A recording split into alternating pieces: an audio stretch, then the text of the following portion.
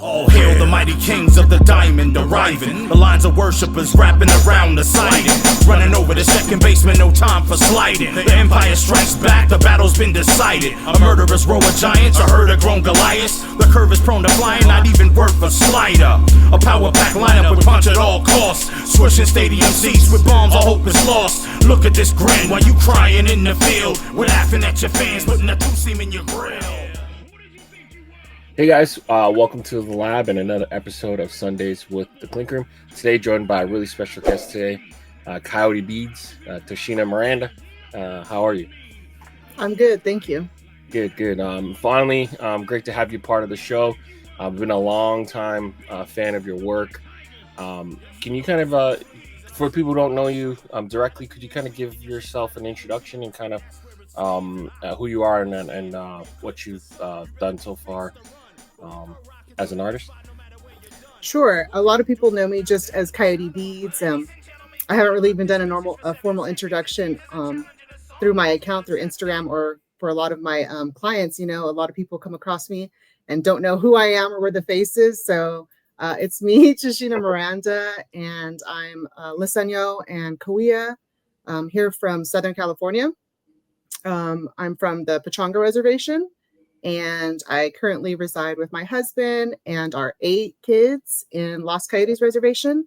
And for those that know or are familiar with Southern California, that's northern San Diego County. Nice. You bring a lot of your heritage to your artwork. What does it mean to you to kind of be able to share that on a global scale?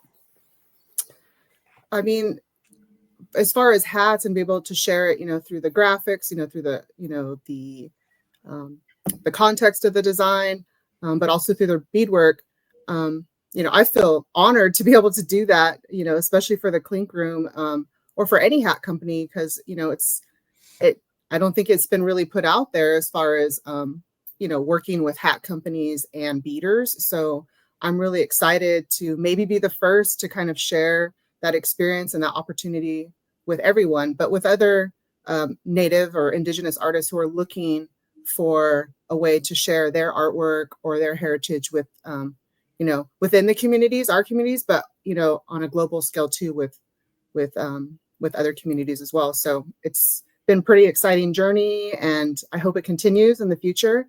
Mm-hmm. So it's kind of a slow process for beaders, you know, because of the work that's put into it, you know, but, you know, I hope the clients and everybody who's been, you know, catching my work and working with the Clink Room and all the Clinkers are really excited about, you know, what we're trying to do.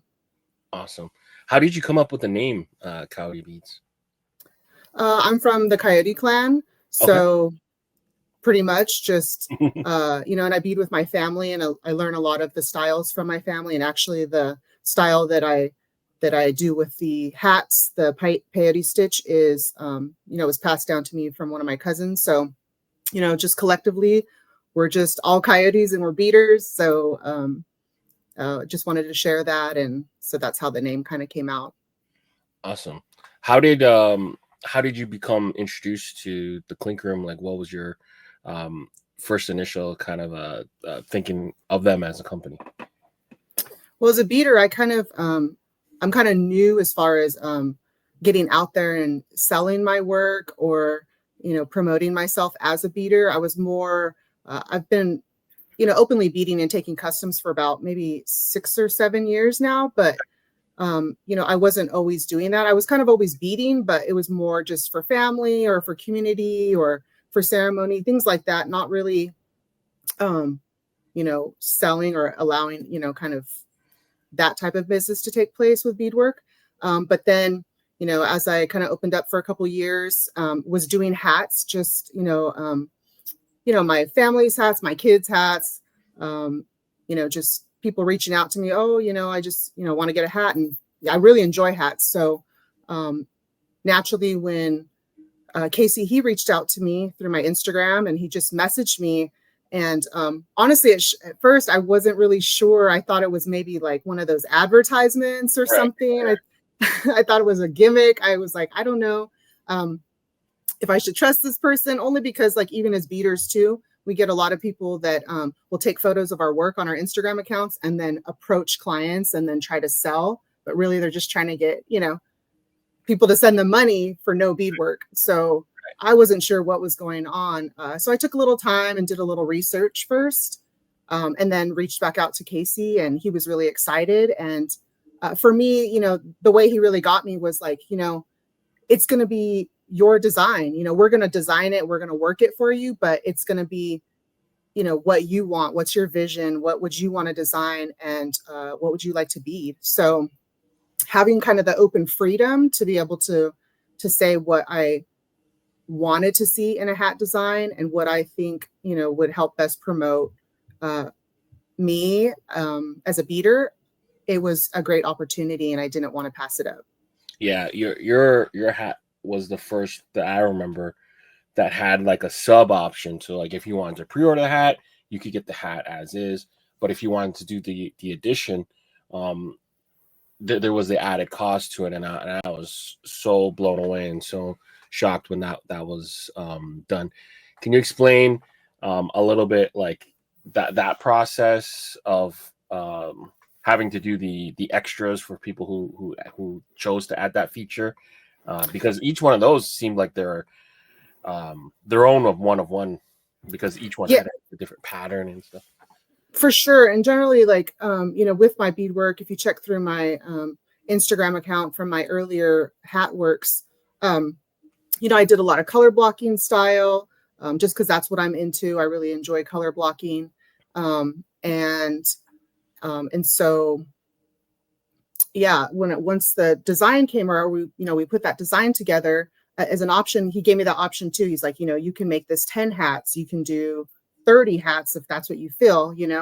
I'm really used to doing one of one customs as tradition, as kind of like protocol for us in our family. Like we don't remake the same patterns as far as like that includes color work and everything too. So I was a little like hesitant, but then I was thinking, man, I committed to these 20 hats. So am I going to do 20 separate colorways, color designs for this pattern work? Or am I going to do, and I think originally I told Casey I was going to do 4 hats of or 5 hats of 4 different color schemes. So it was really supposed to be just, maybe 4 people would have the same colorway. But once I started beading it and I had my pattern in and I really enjoyed the pattern, I was like, I'm just going to do these all different. I'm going to take this as an opportunity for me to grow as a beader and learn these colors, because with beadwork, for those that don't know, like when you use beads and you buy colors, when you look at them in the tubes or hanging from the hanks, your eyes see one color, but once you start to put colors of beads next to each other, that might change the color of the bead next to it or the whole pattern and the look. So for me, it was an opportunity to learn more about colors within that one pattern, because generally I don't do the same pattern. So it's become known as my, I guess, signature pattern now, which I really love. And I still feel like I'm learning from that pattern and the colors with the beads and the work. So yeah, that's kind of how it came out. So I think everybody's kind of lucky to not just have, a beaded hat of that design from the Clink, but also theirs is the only one of those color schemes too. Right. So it's really unique to collectors, I think. Yeah, for sure. Are there any specific like meanings behind certain patterns or colors you choose? Well, I have an example here too for my husband. This is the coyote heart, right, hat. And so if you'll notice, like his is more like rattlesnake colors and patterns. And so that was really my idea for this one, was the diamondback. Here in Southern California, we have 4 different rattlesnakes. And so this was one of the Mojave patterns that I've seen from our rattlesnake out here. So I really love the colors. So I tend to use more, if you'll notice in the bead too, it's kind of hard to see, but it's like the main one in the center here, it's more of what we call a Picasso bead. So it has multiple colors within the bead, which gives you that effect of a pattern. Yeah. Within a pattern. Yeah. So I really try to draw from the area. Rattlesnake is really like important to one of our creation stories. You know, he was our creator's favorite child. So yeah, I kind of draw on the environment around us, creation stories, which is where Coyote Heart really came from too, for all of us here in Southern California. And that's not just Luiseño and Cahuilla tribes, but also Kumeyaay and Kupa people and Serrano and Chimwevis too. Like, you know, our creators in the story, the end of the story, Coyote ran off with Creator's heart when he passed, like, and they were, you know, doing the cremation of him. And so that is really that story. And I wanted to, and in my beadwork and also in my hats, I wanted to share designs that have meaning to people, and also, you know, to share those stories with others who may not know. A lot of times, especially, I'm in education, so I've been a teacher for over 20 years, working in culture. So sharing stories and bringing the people together that way through story is, you know, an exciting thing to do. And to be able to do that on a level like with the Clink Room, more on a global scale, it's pretty cool. So.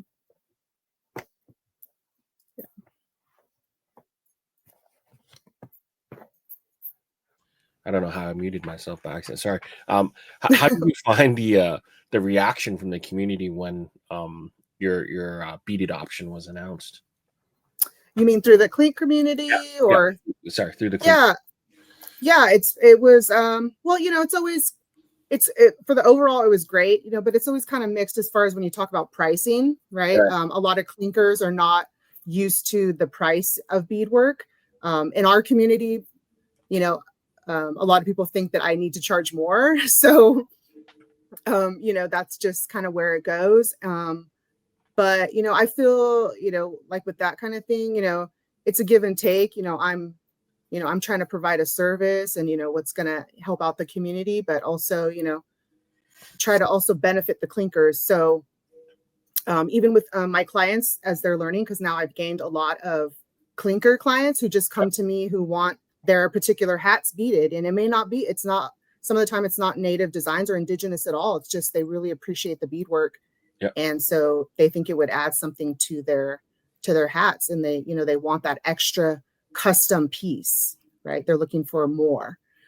So I'm happy to be able to provide that to them. And I feel like, you know, especially with my really my clients that have been, you know, very generous and keep coming back to me for more business, I lock them into a rate. So once they come in at that rate, whether I raise my prices or not, they're locked in there. So their hats are always going to be that price. Yeah, So. that's awesome. I think, yeah, there was an initial sticker shock at first because we weren't ever given that option before. And then once you start looking into it, you know, you get a one-to-one piece, you see how intricate the bead designs are. Like, I can't even fathom working with those things, me with the clumsy fingers and stuff. But it made sense after a while. And yeah, and for this size, you know, even in the beaded, excuse me, even in the beaded hat community, you know, this style is not, you know, widely seen, you know, right. So that's kind of a special, unique thing within our communities. You generally see the style where we call it a lazy stitch, where it's a larger bead and it's longer. So there's more pattern work on the actual, the visor of the hat. So, which, you know, I started doing that too, but I kind of fell in love with peyote stitch, but also, because you can get more detail out of it, but also it's a smaller bead that I'm working with. So I'm working with the smallest bead that is made, which is a 15. So, right. You're going to get that very, detailed look, but you're also getting a tighter weave. You're not going to lose your bead, and it's very clean. And that's where a lot of clinkers come back to me, and a lot of my clients, they like the clean look of it, right? It's like fancy, but not so much, you know. It's not. Right. It's sure. Like you really got to get up close to it to see it. You know, some people from far think it was just the pattern of the visor, like maybe the UV had a pattern in it, and so that's what was showing. And then they realize, they get up close, they're like, oh, that's not fabric, that's actual beads, right? So, yeah, so it's been kind of wild, and A lot of people have been coming with questions, and I'm so happy, to answer the questions. Maybe I'm not as fast as people would like those responses, but, I'm trying to get out there. And I also felt like when you approached me about the interview, that this was probably going to be a great opportunity to answer all the questions that people have for me. And I could just reference the video and be like, hey, check it out if you have some questions. Easy. Yeah, we've definitely seen you do more one-on-one work and people posting their mail calls with you and just being so happy. I remember Grimace had a whole stack of hats, and like you mentioned earlier, some of them might not necessarily be Native American designs, but he's just so in love with the art and the color. So it was so cool to see. How can someone like reach out to you to do work like that for themselves? So, generally through my Instagram account, right, at Coyote Beadz. I do open my customs, so I try to put it on my profile and keep it there. Like I'm closed during certain times, and then I open. Since COVID, and returning back to work the past couple of years, I haven't been open so much, but that's really not because of like COVID or anything due to that, but it's just that, after the Deer Woman hats came out and I did that collection, doing a collection like that, I mean, it took 5 weeks to bead those 20 caps. Right. And so that was really pushing it out because, a lot of my custom clients know that, working with me is I take my time. I'm not very like good about, oh, I need this in 2 days or I need this in a week. I'm just not that kind of beater. So I open my customs seasonally, generally. And then really I'm only open for probably a day and a half at the most, not even a full 48 hours before I fill up. And it's just because it's not that I'm taking a bunch of orders. It's because I'm taking a few orders, and that's why I shut down. I only open it to so many. Right. And that's why I have certain kind of provisions too. Like when I do hats and somebody gets in on my customs, is I kind of let the audience know beforehand that it's my policy is really only 2 beaded hats or 2 hat customs per client, because I want to give the opportunity for other clients to also get in, because there will be collectors who are like, I got 5 hats, and I'm like, oh great, now I have to close pretty soon. I can only take maybe 1 more person or 2 more people like that. So I want to make it that I can service as many people as possible to see my work, and to have a piece in their collection too. So that's awesome. How does it feel to work with like the Clink Room in terms of how they represent the culture? So like they seem to like want to push the culture like forward and still give back to the Native communities. Like I think it's great the work that Casey and all the Clinkers and everybody, all the designers put together. I was talking with Phil Hauser last night, and he reached out to me because I was really watching an episode, and so I followed him right afterwards. And then he reached out and he's like, hey, I want to, I worked on this hat with Marlon and with the I think it was the Navajo Code Talkers hat. And he's like, I really want you to bead that. And I was thinking about that beadwork in the design too, like I want that, and so it's cool to think about other designers thinking about, designs and how they can add beadwork to it, that's kind of mind blowing, and that the Clink is supporting that. But with that Code Talkers talk, it's just that, he was telling me too, is that, some of the royalties or the proceeds or whatever it is goes towards, the Code Talkers and, to their groups and to support them and their families, or, and I think that's great, and I've known other hat collectors or designers that are doing that too. So, and those are things I'm actually thinking about, right? Because we always want to give back to the community, and be able to show our support that way too. So, I think it's a great way. And I hope it's out there more that, also for within our community, Indigenous people, how they can use their beadwork to support other communities and bring people together. So, I hope there's more opportunity in the future. I haven't talked with Casey in a while.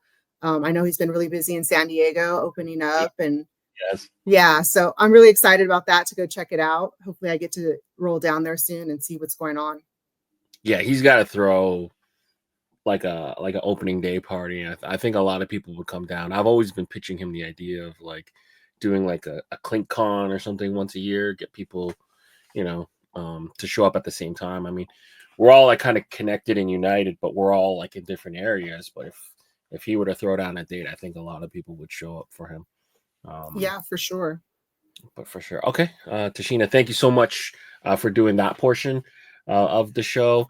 Right now, we're just going to start covering what happened last week with the Clink Room. So Okay. they had an awesome drop.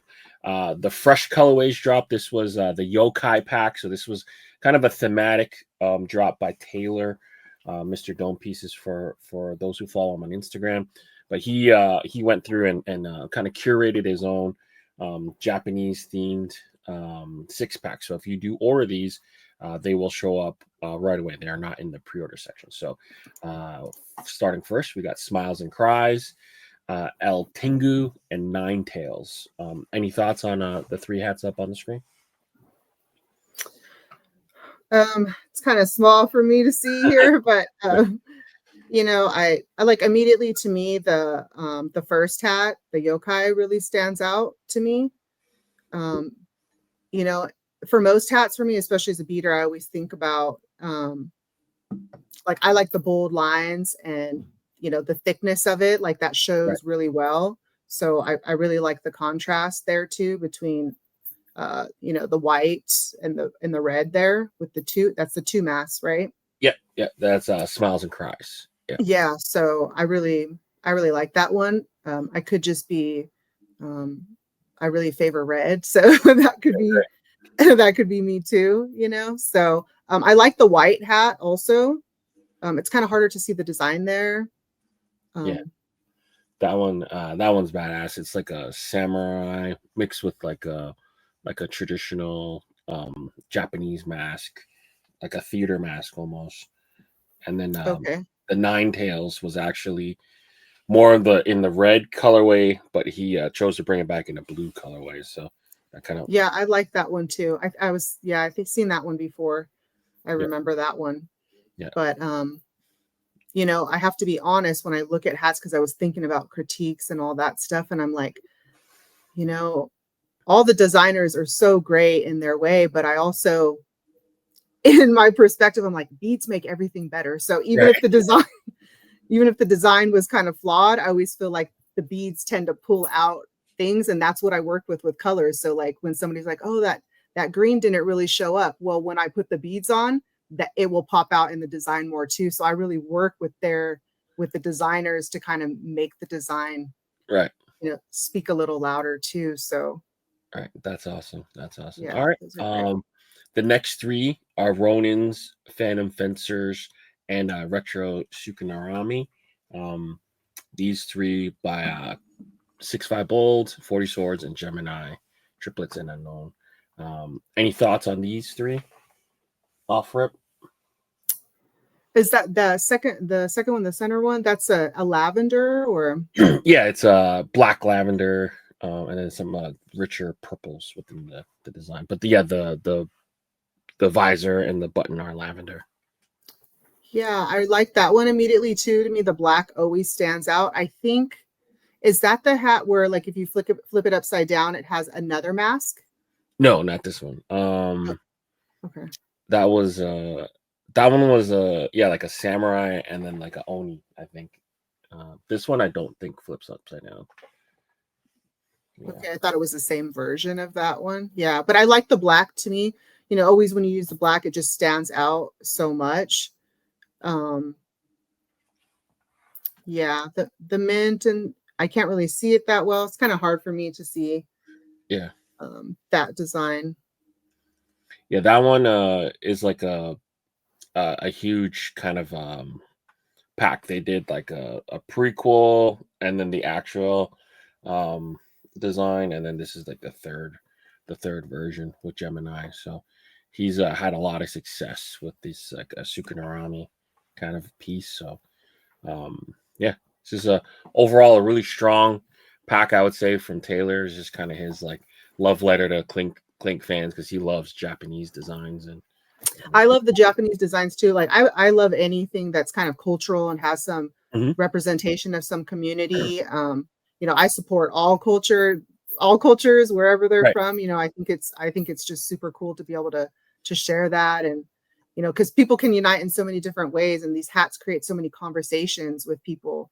And I think that's what I love about the hat community so much, is especially with these designers being able to create their own works, is that it's just creating that conversation to take place about their vision, but also why the people want to buy that, and so I think it's cool. Plus it's like something different, just to kind of have.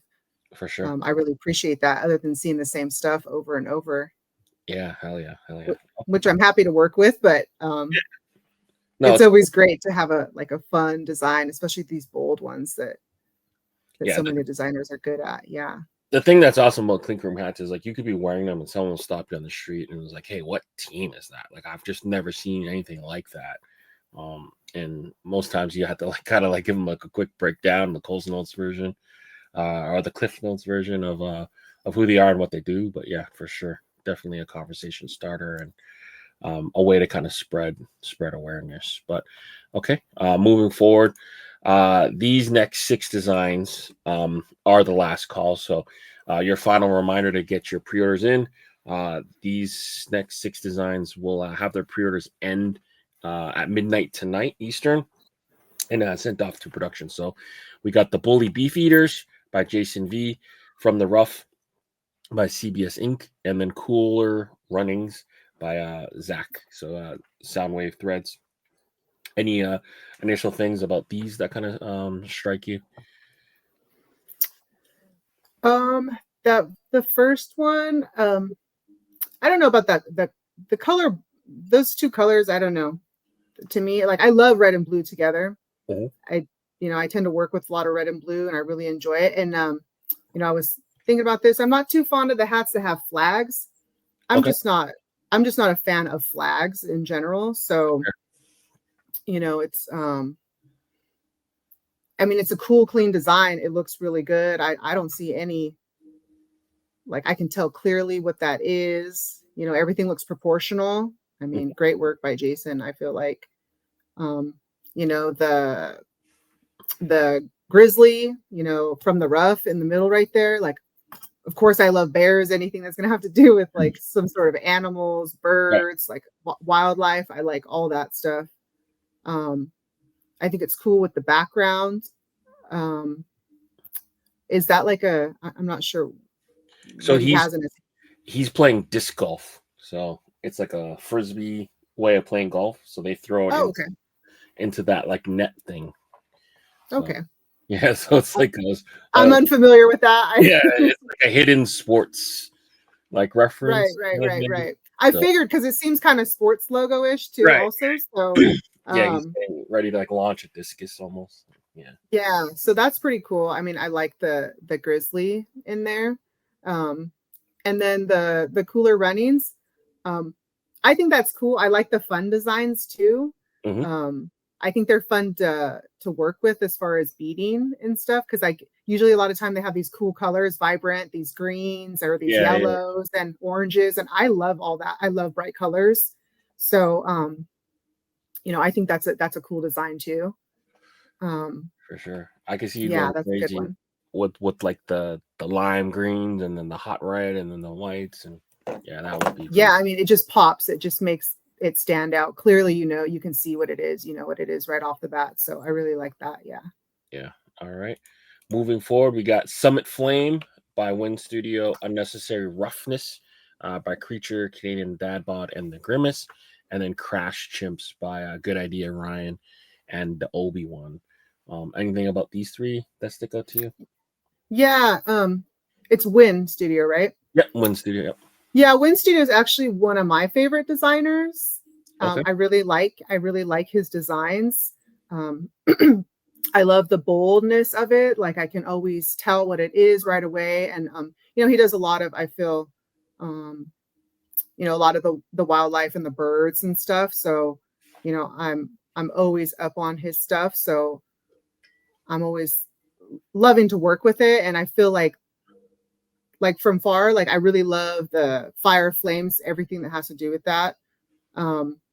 It is a little hard to see, you know, that landscape within the fire a little bit.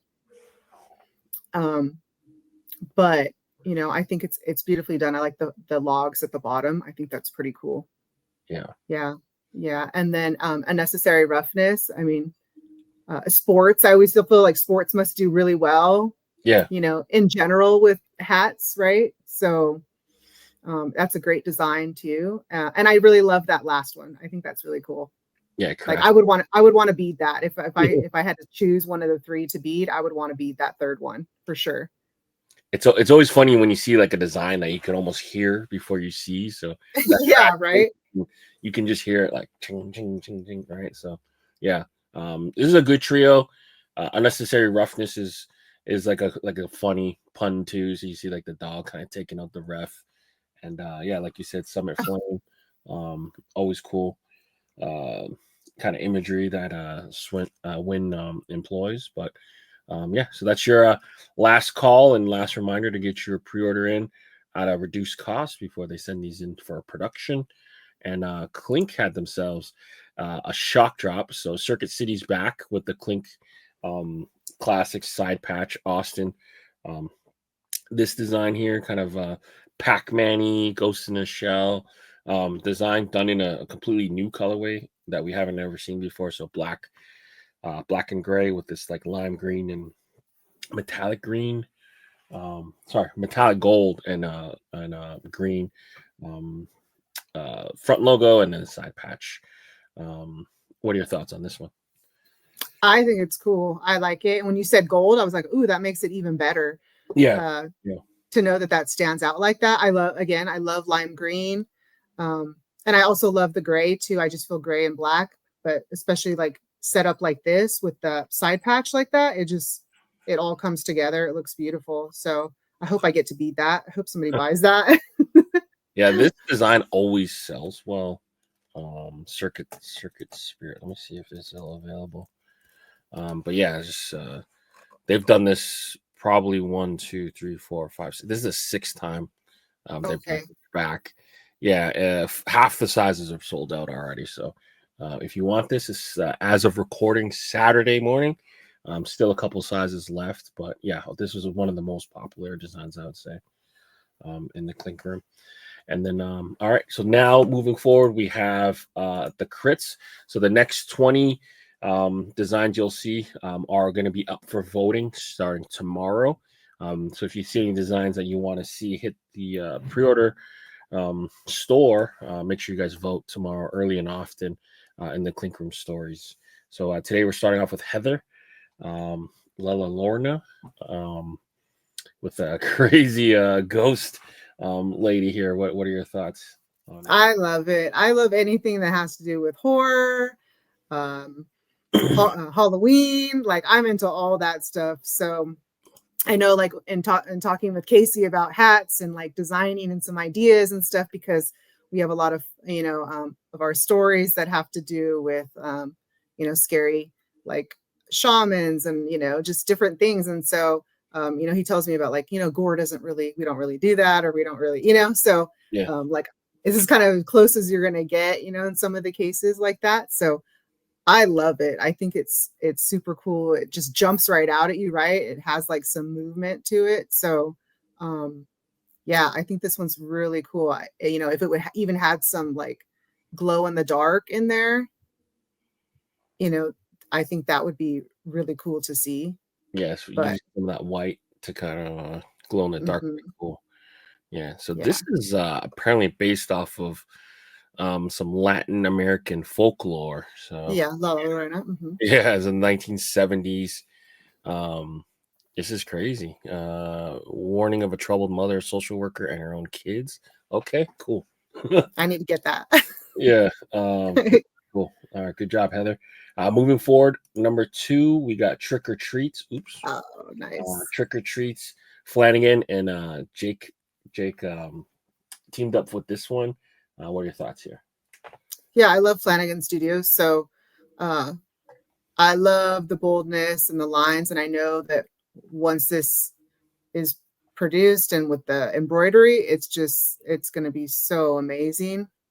And again, the graphics, it's just everything plays off each other so well, and the color choices are just, I think, perfect. I can't really see any flaws in it. Right. And I'm probably impartial. I like Halloween stuff, so yeah. They picked a cool dog too. It's like American Bulldog style dog, like that Little Rascals kind of dog there. He's dressed up as like a Frankenstein. Yeah, I think they use good choices. I think the only thing is like the handle of the jug gets lost a little bit. Like it's in the mouth, but you can't really kind of tell. But like that's kind of nitpicking. I still like you. I still think this is a really fun, really clean design. So maybe shut the mouth a little bit to show that he's holding it up, but still great design. Other than that, no flaws. I like the colorway, black graphite with this almost like glow in the dark green, like the color here. It's like a mint, but it looks like it's like glow in the dark color. So I think they did a great job. Yeah, we have glow in the dark beads, so I'm like looking for something to get an opportunity to do that. So. Oh man, that'd be so cool. Yeah, so cool. Mm-hmm. All right, moving forward, number 3, Dark Magic, Point X Co. What are your thoughts on this? I like this. I like that it stands out very bold. You can see clearly. I don't know if I'm too much into like the face not really having a face. Mm-hmm. Kind of just blanked out there. But I think it's a cool concept. Yeah. I guess I'm not into dark magic, maybe. So I'm like not so excited about it, because it makes me think about things. But it's clean. So yeah, fair enough. It's like the second time we've seen back to back with this kind of like glow in the dark minty green under. So that color kind of works. I'm with you too. Like I feel like he could have just added some small details to just make it a face. It fails the finger check, so it's got 3 fingers and then 4 fingers. So I would just kind of adjust that to make sure that those are even. Yeah, the one on the top's a little weird. Yeah, right? Yeah. I mean, because his index finger is super short, and then here his index finger is super long. So just just some small, but hands are so hard to draw. So sure, I can imagine. Yeah, it's a cool piece. It gives me some like Matthew Bell vibes with like his kind of fanatical fantasy series.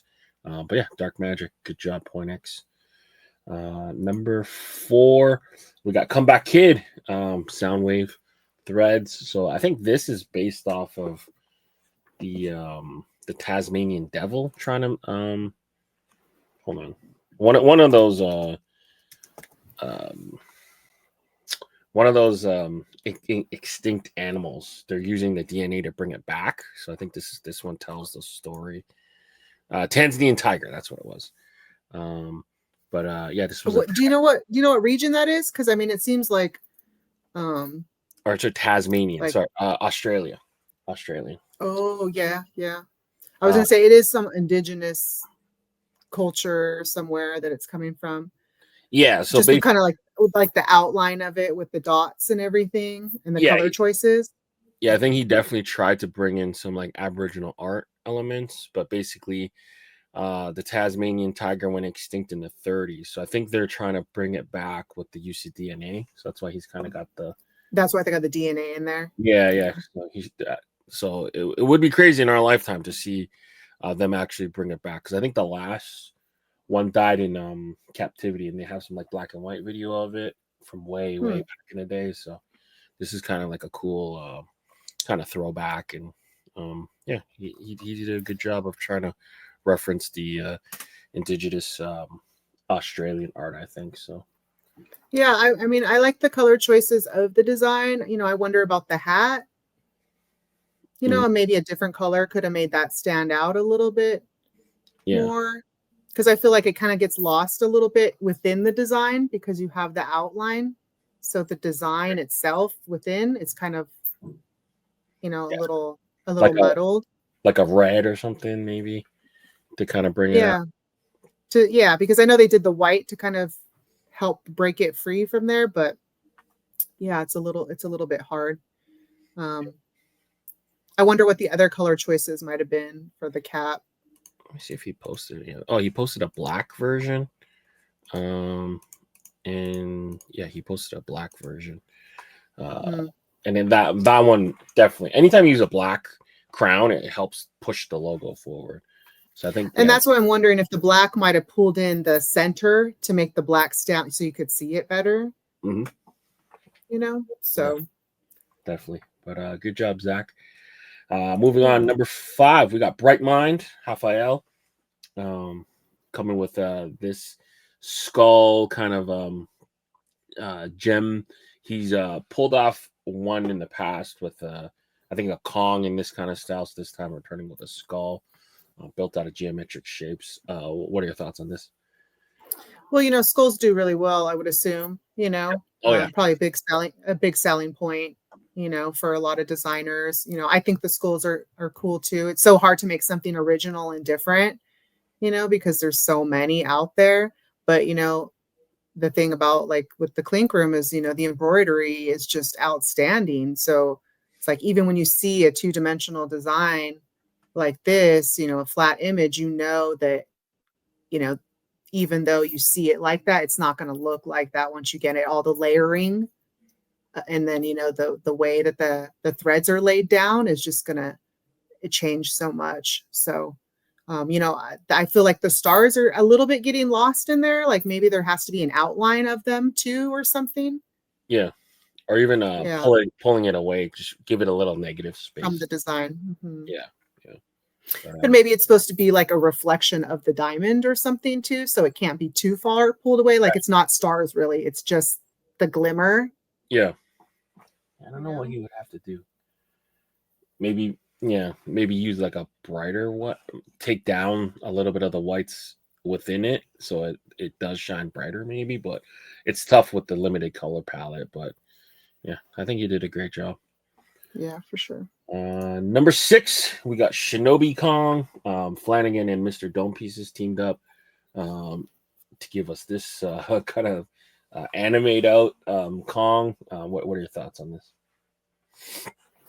I mean, yeah, I know the Kong design, you know, like I see it often. I'm not sure, does everybody do the Kong design, or is it just, you know? It's hit or miss. I think it's like an easy sell because the silhouette is so familiar. But I think it did start with just one person doing it. I think his name is Kevin. We're looking to get Kevin on the show eventually. So he designed the original that you see on the screen here. And then people have just kind of taken that and thrown their own like ideas at the silhouette. Yeah, their own taste. Yeah, I like it. I like the colors. I really like the color of the hat. That it's kind of like a dark teal color. Is the visor like multiple black? It just seems like it's so the visor is tonal black camo. So it's like different shades of black and grays. So it's like a kind of shiny camo. It's hard to describe, but let me see. I'm not into that so much. Yeah, because I can, you know, like for me, like the reference of the camo kind of doesn't relate to this Kong, I guess. But you know, I like the blues in it. So it looks kind of like this, like it's like a. That's what I thought. Yeah, like a tonal out black camo, basically. Yeah. This one's cool. Yeah, so for me, it's kind of like two concepts kind of like clashing with each other as far as what I would think a camo design, and then like kind of the samurai or type with it doesn't really kind of go together with me. But I like the design. I think it's well done. Yeah, it's a cool take on it. The two katanas work well with the Kong. I don't think everyone's ever done that either. So yeah, it's a familiar sight.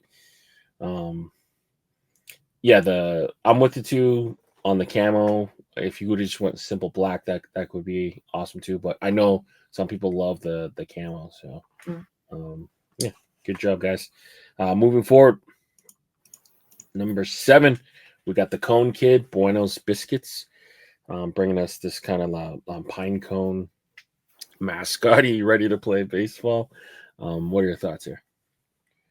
I think it's cool. I mean, it looks, it's fun. I always think these designs are like just so playful, and there's definitely like a market, right? Like that's what I love about the Clink Room, right? These designers, they're all so different in their ways, but to me that's great because there's so many buyers that want something unique to their kind of style. So, the playfulness of it I think is cool. I'm assuming the pine cone, that the bat is also made of pine, which is why the branches are sticking out of the bat. Yeah, I think so. That's probably why he's mad too. You took down his tree. Yeah, right. So these ones are cool because they're cool to think about, right? You can make up your own story, right? It's not really a story. You just make up your own story to go with it. So right. Yeah, that's cool too. Yeah, it's a cool piece. I like the colors. Yeah, that little like hint of lime around it is pretty cool. Some people might complain with the crown and the button being the same color, but really that could easily be changed. You could either throw like the dark brown or even this lime green at the top, just to kind of break up the two. Yeah, for like two-tone hats, usually people want a different color button. Yeah, so hat rules. Yeah, I see these are things I'm learning. I'm like trying to figure out what are people into, Yeah. So one of my former co-hosts of Views from the Vault, this other YouTube channel that I founded, co-founded, basically, Jason, he coined the term button violation. So you would call that a button violation. Oh, got it. So yeah, but I like the tan and the khaki or whatever those browns are. I really love those. And for me, like, it makes sense with this one, it's a pine cone in the forest. So, right. Right. So I think it's cool. I like those colors. This one's good. All right. Good job, Bueno. Number 8, we got I keep double clicking. We got Cosmic Jelly. We got Donovan Creaturezoid here with this kind of like all-seeing mother jellyfish, kind of like creator of the universe type design here. What are your thoughts? I think it's cool. Does it have like a little description or? Yeah. Let me kind of describe it to you. I know he kind of he like does a lot. So he just calls it cosmic jellyfish just floating around in the endless sea of stars. So that's kind of his description for it. And then I think what was his original? This is like a multiple versions. Okay, so this is not the first. Yeah, so his other one, Solar System Sting. Yeah, he's just gone through multiple versions of this one to kind of try to simplify it and go through it. But yeah, Cosmic Jelly. I don't think it has too much of a crazy meaning towards it. I think it's other iterations he's just called it Space Jelly, Space Jellyfish. Yeah, I like Creaturezoid's designs. I believe I have one of the hats that is Creaturezoid that I really enjoy. And so I really like the bold lines, the color. I like that the palette is like not too crazy. It's all similar. I kind of like the stars. I don't know about like all the planets being in there. 4, 5, 6, 7, 8. 8. We're 8 planets now, right? Yeah, Pluto off. Yeah, right. So, but yeah, I mean it's clean. Is that a like a rust color on the visor under? Yeah. That's like a Texas University fight orange, rust orange. Yeah, I always feel like because I think the Deer Woman was in that color too, right? I feel like sometimes it's hard to match that color. Yeah, like as far as with the threads, with the embroidery. So yeah, it's one of those kind of ones that almost fit between like orange and brown, kind of like in between orange and brown. But yeah, because this doesn't really show up in his hat, so like he could easily went like red or orange as the undervisor. But yeah, it's a cool piece. Kind of like the jellyfish as the sun that goes around, and then it's kind of this like infinite loop, like the jellyfish in the ocean, like, and then the cosmicness of it, of the the planets within the multiple infinite universes. So kind of just jellyfish just floating around. yeah, just floating around. Definitely something he thought of when he was medicated. Oh my gosh. Yeah, because I'm like, oh, but it's it's cool, and I like that too, is that it's just, it is what it is. Like he just created this out of his head, this design, and right. And that's cool too. I love jellyfish, so I think that's cool. And the stars, I think the planets just throw me off a little bit. But all right, it's pretty cool. Cool. Good job, Donnie. Number 9, we got Hoot by Dash and Duke Designs. What are your thoughts here? For me, it's a little plain. Like I don't like to be negative on any artist, because that's their design, and it's very simple. But I like more complex, I think. Especially as a beater, it's I always think, I try to get inspired by that design, so I think it'd be very hard for me to kind of to work with it. But yeah, I mean, with few lines and movements here, I mean, you clearly know what it is. It's not like it's so simple, basic. It doesn't, clear right out of the way that it's an owl, so yeah. It's an interesting piece because he almost used like the silhouette of the devil emoji, right? So you don't necessarily relate like owls with devils too much. And then I think the logo itself is a little bit too similar to like the OVO logo. So I actually randomly have an OVO hat here, so Drake's brand. Yeah. So it is a little bit too close to it for me.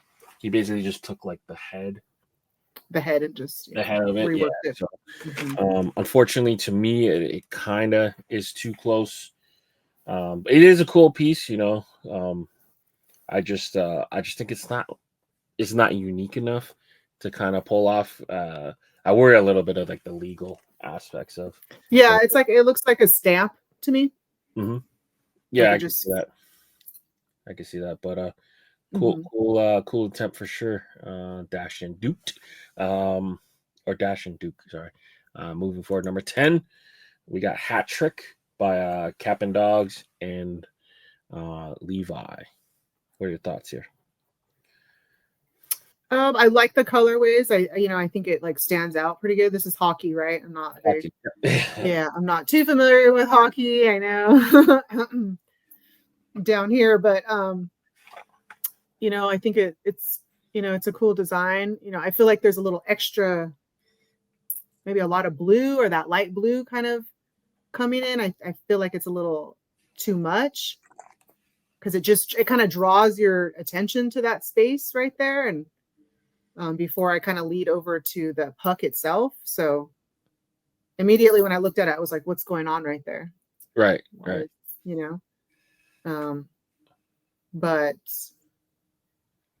yeah, and I mean, it's kind of hard, right, with the hockey sticks, because they're so long too. So it's kind of hard to get that right off the bat too, because of the length of it, right?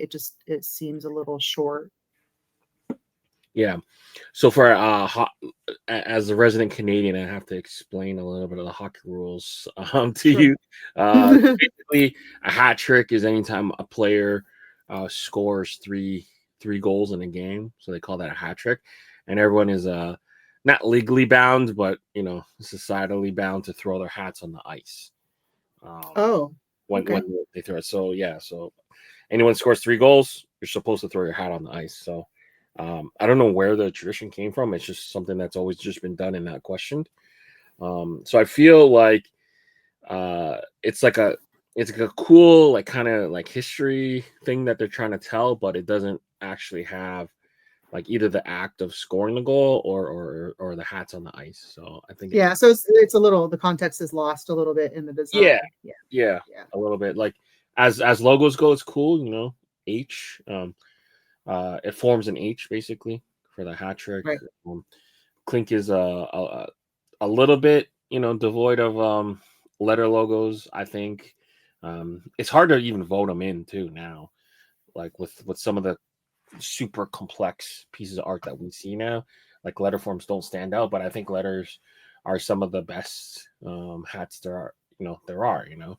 So Yeah, that's, I mean, I do a lot, primarily most of my beadwork is going to be, you know, letter hats, sports hats, stuff mhm, like that. So, yeah, for sure. You know, I was thinking about that too, because like I wanted to create a hat that was a letter hat, and I'm like, right, I don't really see any letter hats on there, so that yeah. probably won't work very well, you know? I Um, think the thing is like it's hard for them to get voted through, but like for anyone who's like a sports fan or anything like that, like that's just what we're used to. So you know, hopefully Clink will give them a try. But I think historically, Casey's mentioned like letterform hats just don't sell well for them. So it's one of those things. yeah, yeah. You know, and to me, what I'm realizing too is like, especially when you guys are, you know, when we're going over these, you know, critiquing these caps and everything, is that, you know, so much also depends on the name, you know, like Yep. that's a huge piece of, you know, what draws people in, or, you know, like, oh, I'm not making that connection because that name don't really fit that hat, you know. Right. So like it's such a huge thing. It's the design and the colors, but also the name of the hat. So um For you sure. know, it's crazy. Yeah. For sure. For sure. All right. Moving forward, we got Like the Way, Seamus teaming up with Levi to give us this kind of neon whale shark kind of hat here. What are your thoughts? It looks like it's glowing, right? I Yeah. mean, that's the perception. So I think like that's pretty cool. That's well done. It just looks like it's illuminated, right? I know it's underwater. You Mhm. know, it just kind of, for me, it's just kind of hard a little bit to see because it's all one color glowing, you know. Yeah. You don't get variations of it or the bubbles, you know, with the against the shark. It's so similar. Um, Yeah, it's tough because he's introduced like almost three colors in it, so I feel like it might be something that's hard to pull off to see. to embroider even like, and then if you look real close, there's like another color he used, like a blue, even on top. That's almost like a tonal outline, so um, it might have some issues. Yeah, that's right. Yeah, so it is a cool piece for sure. Um, if anyone's gonna pull it off, Clink would pull it off, but um, I For would, sure. I'm just thinking maybe like going the hat lighter, you know, like a gray or something, or and then with reversing a, it, so you could take a color out, basically.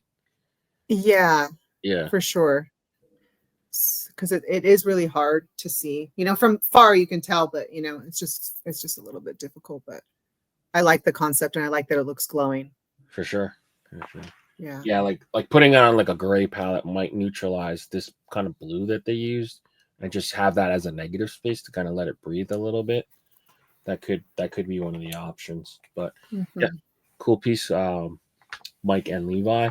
Moving forward, we got number 12, Buenos Biscuits is back with Lovebirds. What are your thoughts here? I think it's cool, you know, but immediately when I think of lovebirds, I think of two. So it's always, you know, um, because I used to have lovebirds when I was little. So I'm like, oh, where's the other one? But then I think, you know, like he's got the bat in his hand. I'm like, oh, that's the name of the team, you know, so that's the mascot or whatever. Right. Um, yeah, and he's got a hat on and everything. So I think it's cool. You know, that under the UV is a yellow or like a mustard or Yeah, it looks like a mustard yellow, old gold, like almost like what the Pittsburgh Pirates used to wear in the 70s. That kind of mustardy color. yeah, and that green too. I mean, I kind of like the funky colors. I'm into orange and yellow and lime green and I like all that stuff. So um yeah, and it's like the color of the bird. Like that's, you know, they have those weird colors in the lovebird. So I think it's pretty cool. And I like that yellow outline. It really makes it stand out. Yeah, for sure. Yeah. Yeah, that under visor color too, it doesn't seem like it's any part of the hat. So I would probably want to pull either like a neutral color out of the hat to put there or something else maybe. But yeah, I'm with you. Like initially when you hear the name Lovebirds, you're expecting two. He can solve that by having them perch, like two perched on a bat, even kind of like how the Cardinals do it. And just kind of do a play on that a little bit. It would be cool to see kind of how that would go. But yeah, in terms of art, it's a cool piece. Yeah, no real crazy notes. The colorway of the hat might make it hard for people to vote. Yes, so I could see him possibly losing some points on it, even though it is a unique kind of colorway. But we'll see how it does tomorrow. Number 13, we got the Tide Reaper. Gabe is back with this kind of like a devil ray stingray crazy piece here. What were your thoughts? I like stingrays. We're ocean people, so anything that has to do with water or anything like that, I'm all over it. I just a lot of times with the hats, I feel like, especially when it's with the water and the sea animal that's in the water, it's like it's the close of the colors, right? And that's what it was with that shark one too. It's like the water and the animal is always the same, so it's kind of hard to see where it stops and ends. Unless you have like that outline of some other color to kind of really, break free from the water. So especially too, because on the bottom, it looks like he's swimming through the water, but then also on the top, it looks like he's half out of the water, right? Because the way the water's splashing up or whatever. So like he jumped out, but in the front he's in. So it's kind of like, I don't know where he's at in the water. Yeah. But yeah. And I don't know about the tail. Cause I don't know. It's kind of part bat-like for me. And maybe that's the Reaper sense. I don't know. With the red eyes. Yeah. I'm with you too with the water. Like the underwater's teal, but the top water's like this blue. I'd have him just probably eliminate the bottom water and kind of just have him flowing through, kind of like a piece there. And if you wanted to kind of go in like heavier on the Reaper side, probably turn his face more like a skull, and then maybe his tail can be like the scythe of the Reaper, just to kind of really go in on it. Because if you didn't hear the name Tide Reaper, you wouldn't Reaper at all. So like really play into that. And I really feel like and reworking that tail, because I just feel like that's not a stingray tail. Like right. So you either get it closer to how it is, or just totally play on the Reaper theme. I mean, either way, you can go either way. And I love Reapers too. I did one of these, the Reaper hat too. This one, right? Let's see this. Oh yeah, that's Wynn's hat. Yeah. So, this is Wynn's too. Yeah. Yeah. So, the Reapers. I mean, I love all that stuff. And I would assume it sells good as well. Yeah. Oh yeah, Reapers. Yeah. So again, I feel like that's the play on the name too. The designer, like pull in that clientele too for that. For sure. But just reworking it a little bit, I think that the definitely it's a cool concept. A Tide Reaper, like I that's cool. Just reworking it a little bit to stand out, especially the water. For sure. All right, moving forward. Oops, we got Worm Burners, Kevin Wertherer. So this is the Kevin that designed the original Kong logo. Kevin Wertherer, kind of earthworm Jim on a golf ball. I'm not sure how it relates to golf, but Worm Burners in terms of baseball typically is when you hit a ball really hard on the ground. So it's kind of like you're breaking the ground almost, like Worm Burner. So I assume it's got a similar context in golf, but this time using it in a golf sense. What are your thoughts here? I think it's cool design as far as, it stands out really, really good. I think it's gonna, embroider really well. Especially, I like the earthworm, how it has a two-tone in it, that weird kind of like peachy color with the orange. Yeah. And I like the expression. So like you can really see that like he's flying on that. Yeah. Right. He's going somewhere on that ball and all the movement of it. And I love hats that have movement where it seems like there's some action going on in the hat. I mean, I love that. I think that's like one of the coolest things about the designers and, their works of these hats for Clink.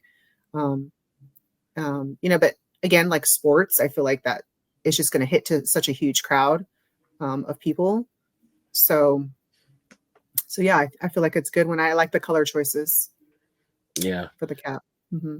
So I just looked it up quickly. So it's actually used in a lot of different sports. So cricket, it's used as well.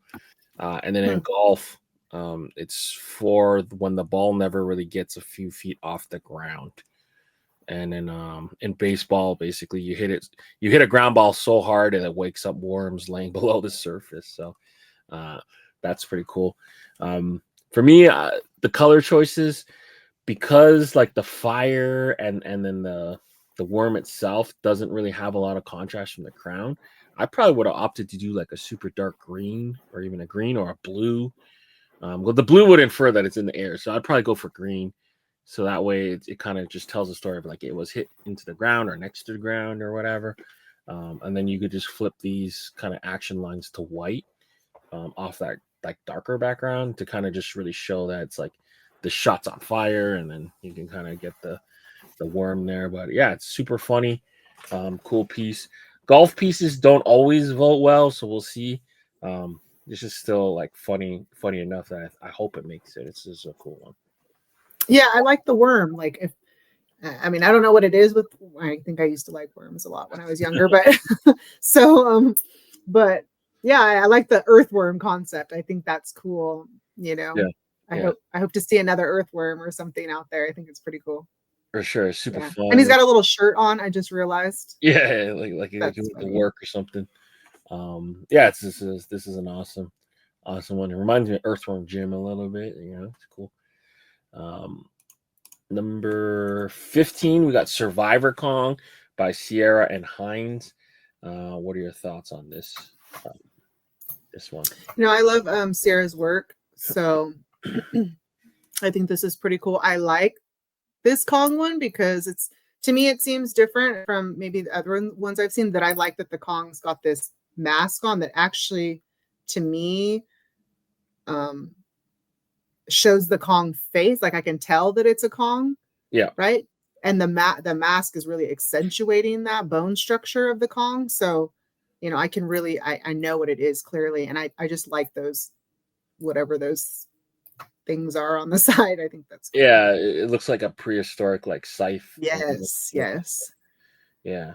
This is super rad design. I like how it's almost like a humanoid skull on an ape skull, so like you can kind of see like the bone or the teeth differences. Like those look like human teeth, so it's yes, for sure, kind of like a Planet of the Apes type thing. And it's a cool concept.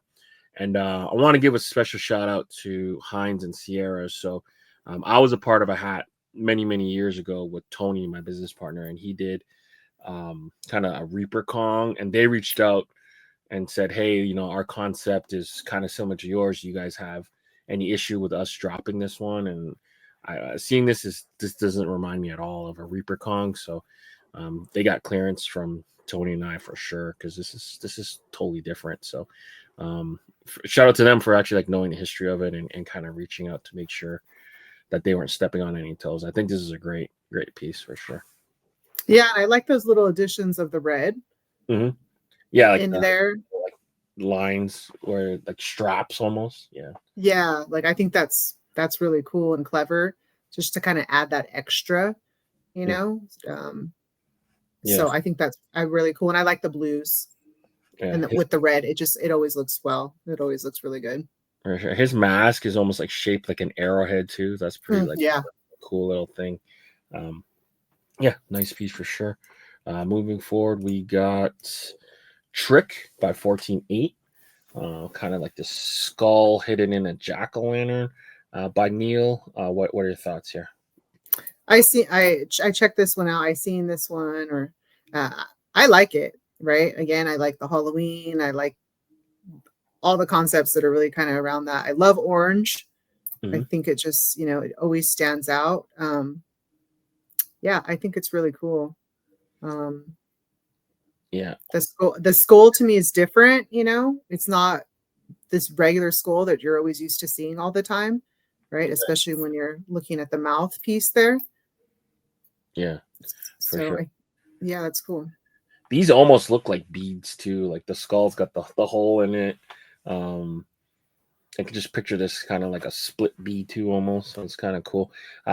Metallic copper always works so good with black and orange. Like you're gonna get that like cool kind of look. Yeah, this is a good one. Unfortunately, like kind of how the production cycles line up and stuff like that. With the holidays. Yeah. Well, just like, okay, so like say this one were to make it, the pre-order would end first week. So like if this was to make it this week, the pre-order would end first week of September.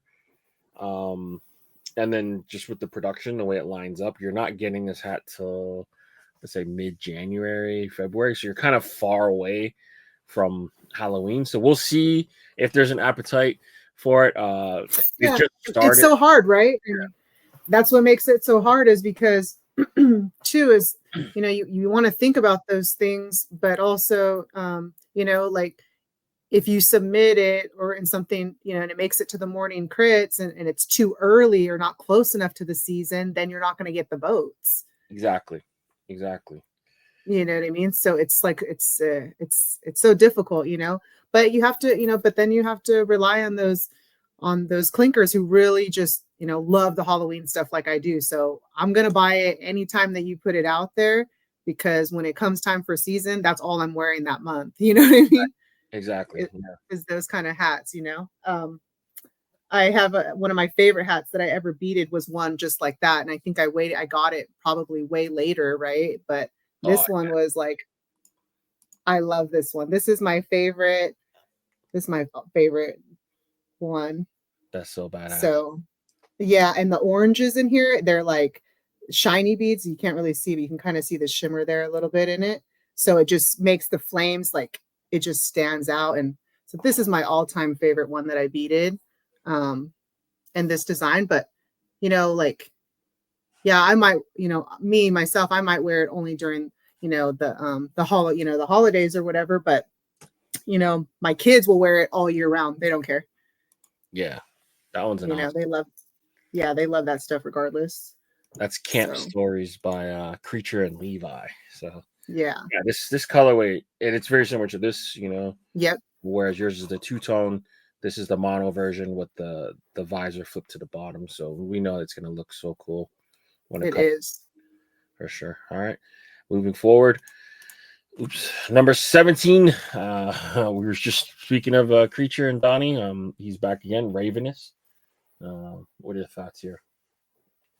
Ravenous. I love it. I think that's cool. Like that's like a not really a black, right? That's like a dark gray, or I think it's black on black, but he might have made like the crown a little bit lighter so you could see it. It could be dark graphite too. I can't really tell. It's like in between. But he may have made it a little bit lighter so you could see the black. But yeah. Oh, just for the photo or whatever. I think so. Yeah. I mean, that's going to be really hard. I feel like if it's just a black hat, to see that, even with the embroidery work being so, so great, it's going to be like dimensionally, like from the side, but like straight on, especially from a distance, it might be a little hard. But because I think maybe it's like the design itself is so large, right? It's not like a lot of different pieces in there, right? You just have the moon in the background and then this big raven. You might be able to see it, but I just, that might be a little challenge for me, especially if I'm thinking about like purchasing something like that. Right. Yeah, it's tough. Maybe he might need to work in some like red highlights on the back of it so it could like just reflecting off of the moon to kind of show it. It's like you said, it's gonna be tough to show the black on black in the mock-up, but it might be easier to see in person. So that's kind of the tough part with this. It does appear to be a little muddy if you were to just look at the mock-up, but I think this is one where if you see it in hand, it'll be a lot easier to kind of comprehend. But what I really like too about the Raven, especially with the red eyes, because we've seen a few red eyes, right? Is that there's actually a pupil, like there's a center, and I really like that. I kind of don't really like when they just have it red and there's nothing else but just red. Right. Yeah, it's a cool piece for sure. Good job, Donnie. All right, number 18, we got Drop Hunter by Ale Abara. This is like a person's worst nightmare. Your dog eating your brand new shoes. What are your thoughts here? I guess right off, just Drop Hunter. I don't know what I don't understand like what the name is telling me about the design, right? I think it's like he's like sneaker drop, like it's like a thing. Okay. So I'm not at one of those sneakers. yeah. So it's like your dog is hunting your sneaker drops, kind of like destroyed, your shoe there. So definitely like a sneakerhead's like worst nightmare. Yeah, and so like I mean I like the design. I feel like a lot of people would probably really enjoy this one because I find that a lot of people, a lot of clinkers, they're hat collectors, but they're also shoe collectors, right? It's a it's a whole fit that they're go hand in hand. Yeah. So I feel like this one would kind of like reach out, to a lot of people. And I like the color choices. I think that, the dog's really, well done, and, all the ratios seem really good. So, I think it looks really good. The playfulness of it, I mean, I really like that. And the colors look really good too. Yeah, it's definitely a cool piece. It's not something that any shoe lover is gonna really enjoy, like just showing off a broken shoe. The colors are cool. It just doesn't really like relate to anything to do with sneaker design to me, like this kind of mint and beetroot color. That's like a San Diego Padres City Connect kind of it is colorway. Right. It is like it's a good familiar kind of colorway. So it is cool, but I probably would have opted to do some type of sneaker colorway just to kind of tie it all in. But yeah, it's an interesting piece for sure. Drop Hunter. Moving forward, we got number 19, the Grim Ripper by Win Studio. What are your thoughts here?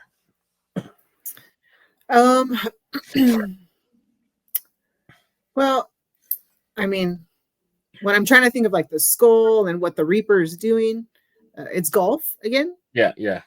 Golf. Yeah. So I think it took me a minute to figure out, and I just feel like the perspective might be off on the Reaper and where the skull head's going. Right.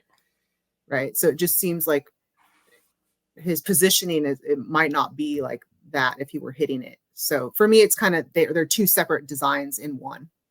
Right. Yeah, this is almost like he's in the backswing. So if you were to take this off, you would imagine he's swinging this way and like he's going to hit it this way.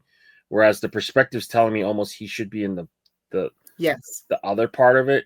So yeah, that is confusing to the brain a little bit because it looks like he's going to hit it in that direction, but the ball's flying me in this direction. So I think he needs to play with it there.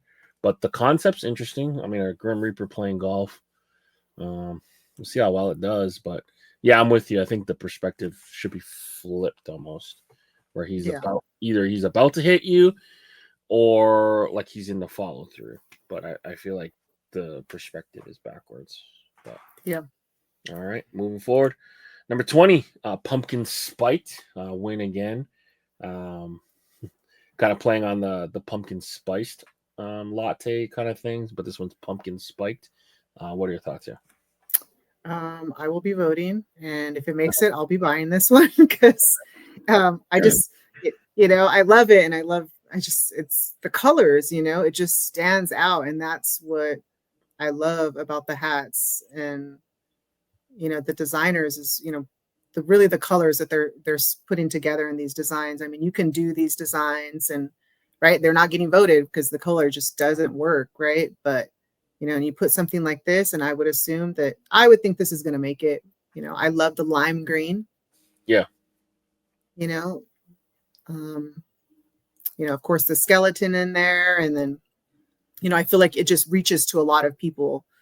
You've got a lot of different type of people who would want this, like Halloween, pumpkin, or, just the people who like the odd colors, skeleton, the alcohol or whatever too, people right. just really are drawn to that. So yeah, right. I like it. Yeah, it's a cool piece. I just kind of wish there was like a little bit more slime, like kind of maybe just flowing out. Coming more, yeah. And maybe I feel like there's a little bit he has to do to like kind of make them both interact with each other. Like right now, it almost feels like it's two pieces. Like one is the jack-o'-lantern, and the other is the kind of brewing in the jack-o'-lantern. So I feel like there just needs to be like just a little bit more cohesiveness throughout the design. I don't know if I love this like little tiny outline he used here, but I mean, it's a way for him to show shadow, but that's and that goes with what you're saying too, is like, yeah, and that makes sense, right? So if that bottom layer of green is there, then it has to be seeping out from somewhere, right? And where is it coming from? Yeah But I like a good electric green, lime green under, so I'm all in on that part of it. But yeah, good job, One Studio. And then last but not least, the challenge of the week. So I learned this yesterday. The first Friday in August is International Beer Day. It's actually recognized by over 80 countries. So the challenge of the week this week for you clinkers is going to be beer-related designs. I'm not a huge drinker. I don't really like encouraging drinking, but in the name of inspiration and cool hats, I'm throwing out the challenge of the week as Beer Week. So we got Hopzilla at the top there, just a crazy Godzilla like hoppy kind of character trying to take down a city made out of beer cans. We got the Clink and Drink, that little the whole ethos that Clink is based on, the whole sound of cheers in cups. Then we got Draft Punk down there, so your two favorite kind of DJs play on Daft Punk, the greatest electric duo ever. And then we got the Brutal Truth. So we got the Truth Serum kind of bartender based on that old adage that drunk people tell no lies. So Beer Week, all you clinkers, hopefully be inspired for the week upcoming, and keep the submissions kind of coming. So it's kind of cool and exciting to see people take inspo from the challenge of the weekend and submit using that. But perfect. We made it through the episode. I appreciate you so much for carving out some time for us to kind of hang out and learn a little bit more about you. How can people get in touch with you? Through my Instagram account at Coyote Beadz. Just DM me with questions, or I post really updates in my story. That's kind of where I do all my business, is through the story, really. Mostly if you're checking through the actual posts, those are just my previous work. So if you're interested in kind of what things I do, or what kind of hats I'm working on, I have some current hats that I'm doing for clients. So just wanted to share some new ones that are coming up so people can see. I know that some clinkers are just trying to see what I'm doing next, or who am I working on. So I have this one. I know, right? This one just came out, I think. So one of Marlon's hats. So this is one I'm working for a client. And then also this will be my next one for the same client. This one too, I believe. Oh, wow. So, the colors you're going to be able to do on that thing, it's going to be crazy. I know. And just the way they did it, because I was like, how do you get a sunset with so many color layers like that? And they pulled it off. Like you can see every individual color there, you know, and it stands out beautifully. So, you know, I'm hoping to, you know, talk to some new people and, you know, get some questions answered and, you know, hopefully open up soon so that I can bring more beadwork to Clinkers, and then hopefully having, you know, working on some new designs, because it's been a while since I did Deer Woman. You know, that was a long process that took, you know, a couple years because it was in COVID, right? It came out pre-order before COVID, and then COVID hit. So like nothing was getting done. And, you know, there was, you know, some complications that were going on too. So it just kind of took a little bit to release the hat, you know, just to get it in production. So, you know, I'm hoping to have a new design coming out soon. So, yeah, I hope New Era is going to back down from a little bit of the legal troubles that they were giving Casey in terms of like getting the native designs done and some of the Mexican designs done. So hopefully that's kind of behind us, because I know they are getting a little bit of issues for a little while. So, I mean, the representation is needed for sure. So I think sometimes when entities like that get involved in trying to protect people, they're actually hurting people. So, I mean, we'll see how it goes. But for sure, appreciate your time as always. Thank you. For everyone, please drop a like on the video and subscribe to the channel if you haven't done so already. For Leon and Coyote Beadz, we're out of here. Thanks, Leon. Peace.